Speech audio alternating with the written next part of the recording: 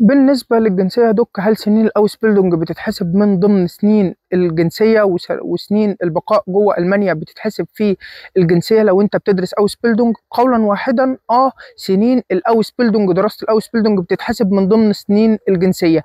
القانون الجديد في ألمانيا بيقول لك لازم تقعد 5 سنين في ألمانيا بتشتغل وبتقبض، بناء عليه لازم إن أنت تكون قاعد قانوني بعقد عمل طبعا، وباقي شروط الجنسية اللي هو امتحان الحياة العامة زائد طبعا شهادة لغة B1 مش هتفرق منين، ولازم تكون بتقبض ال5 سنين دول وشغال بعقد عمل دائم. طيب هل سنين دراسة الأوسبيلدونج بتتحسب من ضمن ال5 سنين دول؟